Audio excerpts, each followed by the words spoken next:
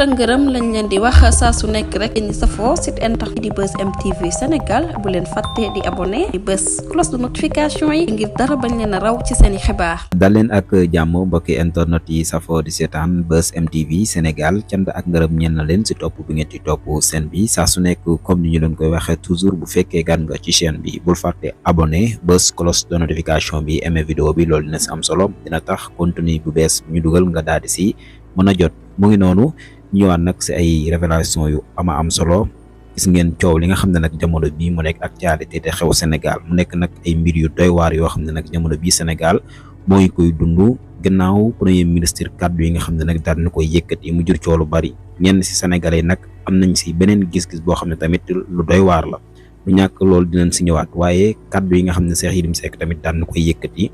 bay xamle que ne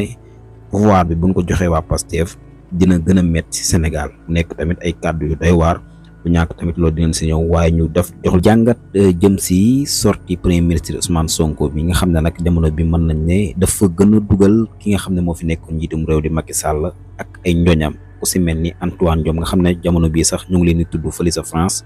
ba kii di Juan Branco avocat premier ministre Ousmane Sonko daan na si def ab sortie du ñàkk loolu lépp dina si ñëw ñu bàyyi leen ak vidéo bi ngeen daal di koy teewlu yaa ngeen jëf. mais ñii gars yi ñii liñ yàq ni liñ yàq garaaw na kon xam nga comme ñii ñoom liñ doon tëb di dal yëpp ñu xamoon ne dañuy dem parce que amul kenn koo xamante ne que ni yow wóor na la di nga continuer di gouverner mais di yàq comme waa Benno Bokk Yaakaar niñ doon yàqee ñii kon ñoom xamoon nañ ne ñoom leeroon na leen ne ñoom ni mu leen leeree ne dinañ dee dinañ dekki noonu la leen leeree ne ñoom. noonu la leen leeree woon ne ñoom dinañ jógee ci bopp nguur gi moo tax ñu doon profité di pasaree alalu réew non mais ñii sa waay ñii dès maintenant leen leen war a commencé inna lillahi wa inna ilayhi rajiun non mais gars yi l'heure est grave quoi subhanallah non frère xulle ñi baaxuñ frère jooy moo ma dese instant bi nii jooy frère man mosuma woon yaakaar ne mbon doomu aadama di dëgëre bon dana egsi fii maanaam nit dina bon ba dëgëre bi egsi fii waa Macky Sall egsi gaayam yi ak réew mi mais alal gi yëpp sa waay nit ñi nekk ci souffrance ak jafe-jafe yi sénégalais yi di am mais ñii fan leen dugal xaalis bi non li naan les ennemis africains ce sont les africains man ba ma juddoo sama ndey ba tey ak expérience bi ma am lu muy néew ci àddina man musuma gis ku mel ni ku ñuul mais ñii ñoo bon mais ñii li ñu yàq nii nan la doomu aadama bu conscient bu ànd ak xelam mën a yàqee nii non gars yi sama gars yi moo tax gars yi il faut ñu def nank jàppale gouvernement bi quoi yàgg naa leen ko wax jeunesse bi il faut ngeen dal def nank sa waay ñii ay jàmbaar leen sax moo tax ñu nekk di fay salaire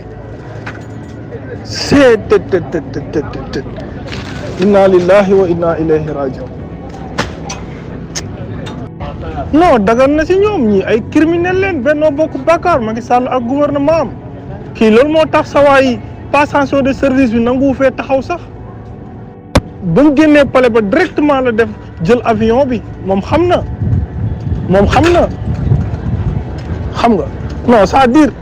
ñun ñëpp xamoon nañ ne yàqu-yàqu am na mais kenn yaakaarul woon ne ñii dinañ egsi fii quoi kenn yaakaarul woon loolu. kenn yaakaarul woon maanaam mbon gi ak soxor gi ak ñaawteef gi egsi na fii frère mais frère lii métti na trop quoi c'est mais ñii est-ce que war nañoo taxawati di wax Benno Bokk Yaakaar ñii est-ce que war nañoo taxawati Sénégal di wax nit ñi di leen dégg man keroog criminel mu ngi def ay proposition ma naan ko non buñ ko def mais ñii waruñoo génn di campagne sax si dëkk bi fii waa Benno Bokk Yaakaar yi ñii waruñoo génn di campagne sama gars yi ñii waratuñoo nekk di wax xam nga président Sonko mos na fi wax ne fusée gars yi di coow loolu waaye ñii yàlla xam na ne ku leen mënoon def lu raw fusée sax def leen ko dagan na parce que ñii li ñuy def dafa jéggi dayo libéraux yi ci boppam asana libéraux yi ci boppam la ñoom libéraux yi ñoom ñoo doxee doxin wi libéraux yi ñoom ñoo doxee doxin wi ñoom moom nit dugal golo ci toolu banaana moo gën nga dugal libéraux laa wax ci biir nit ñi benn libéraux nga dugal ko ci junne nit dugal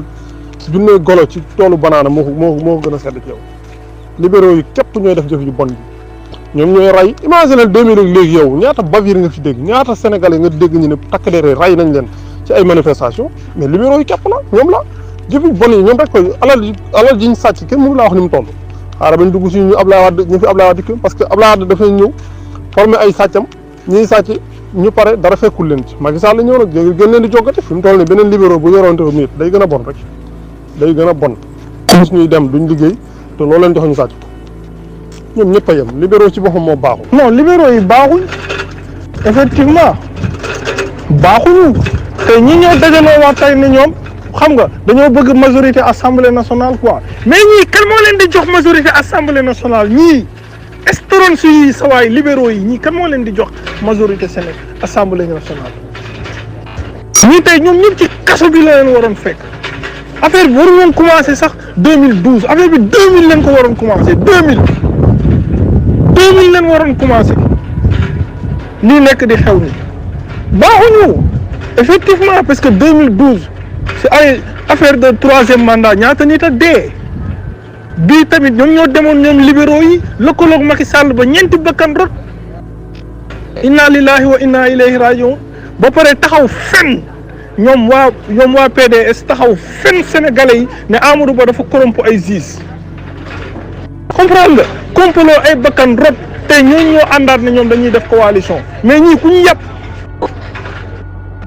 PDS Benno Bokk Yaakaar ñii kan leen yàpp kan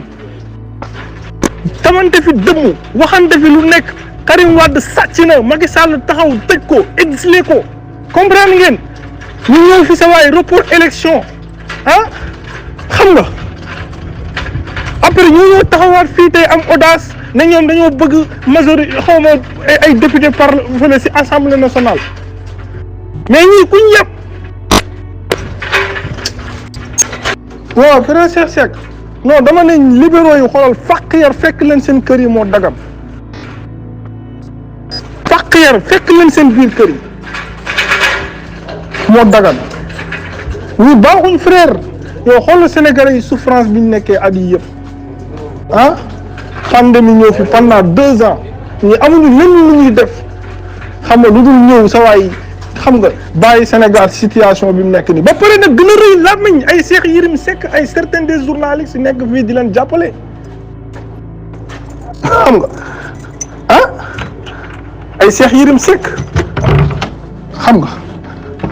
kooku ñoom ñu mel ni ñoom ay Madiambal Diagne ñii seen dossiers yi leen war a jëlaat teg ko ci taabal bi man soo waxee yenn patriotes yi naan ay démocratie ay rompe ay fori colliones ñu ñaawtee fi ñu def fi ba pare nekk fi am audace di continuer di wax xam nga gars yi réew kenn du ko yor ci ay dëgg la yërëmal néew gi doole yi yërëmal sa population moo xam ci santé moo xam ci njàng moo xam ci lekk moo xam ci économie moo xam ok mais ay defkatu ñaawteef ay Madiambal Diagne xam nga Cheikh Yérim Seck consort googu Benno Bokk Yaakaar xam nga yi def ni yëpp nekkaat fii ci télévision yi di sonal nit ñi di fen di manipuler gars yi jóg jot na quoi jóg jot na te après xoolal noonu leen di nar a toogaatee suba nga gis leen ñu génnaat ci plateau télévision yi di wax ñii est-ce que war nañoo waxati ñii est-ce que ñii war nañoo nekkati di wax libéraux yi est-ce que war nañoo waxati ci penc mi ñii wax leen ma su fekkee ñoom war nañoo wax après ngeen ma war nañoo wax su ko defee ñun ñu noppi ñu dem toog bàyyi leen ñoom ñu continuer sama gars yi voilà réew mi nag man la ma leen doon wax ba ma duggee ci combat bi loolu laay continuer di leen wax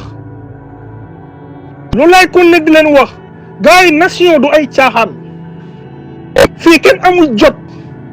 est-ce que comprendre ngeen kenn amul jot combat bi dafa tolloon foo xamante ne que nii dëgg la kenn ñu bëri mënuñu woon wax ñu bëri mënuñu woon def ay acte mais fi mu toll nii nag dafa jot sénégalais yëpp jóg communication beeg lépp kenn waratu koo portel kenn fii ku nekk da ngaa war a jël say responsabilité gars yi Sénégal bu ñu jugul jël suñuy responsabilité taxaw ñun ñëpp ay perdant leen di doon ñun ñëpp ay perdant leen di doon parce que ñoom système bi du ñu bàyyi léegi nag ñun bu ñu toogee fii ñenn ñi di bëgg ñenn ñi di continuer di xeex nit day toqi fii Amérique jékki-jékkiwul nekk Amérique jékki-jékkiwul nekk Amérique France jékki-jékkiwul nekk Amérique même diine l'islam gi jékki-jékkiwul nekk lim nekk Omar ibn Khattab radiyallahu anhu moo nekkoon 40e personne bi tugg si l'islam ñu joxe seen bakkan joxe seen alal ba l'islam egsi fi egsi nii kon Sénégal tey muy góor muy jigéen ñëpp a war a jug takkaayu jàppale gouvernement bi taxaw jàmmarloo ak defkatu ñaawteef yi pour Sénégal mun a génn situation yi mu nekk alal gi ñu sàcc ñu delloo ko askan wi mais buñ toogee fii nii ku nekk di ut lu yomb gars yi man si liggéey laa nekk ñun pendant 10 ans ñu ngi si xeex bi di xeex musu ñoo deltu ginnaaw musu ñoo taxaw comprendre ngeen ñëpp war a jóg ñu xeex pas ñii di xeex ñii di toog gars yi loolu du yoon Sénégal bu yàqoo ñun ñëpp la yàqul te Sénégal fii mu toll si yàqu-yàqu dama ne la buñ toogee seetaan wallahi alazim suma wallahi ñun ñëpp ay perdant leen di doon parce que yàlla lam ñu mënaloon ñëpp defal nañu ko yàlla defal nañu xel yàlla may nañu kattan yàlla jox nañu ay ressources mais bu ñu toogee yaafus yàlla moom la nga mën du la ko defal inna allaha la yughayyiru ma bi xawmin hatta yughayyiru ma bi anfusihim li nga mën yàlla du la ko defal tant que ñun duguñu soppil mbir yi suñu bopp du yàlla mooy nekk fa mu nekk ñëw di ñu soppil gars yi c'est ça la réalité moo tax instant yi ñëpp war a jóg góor jigéen mag ak ndaw pour ñu defar Sénégal sauver suñu réew sauver génération des générations man gars yi lii laa wax quoi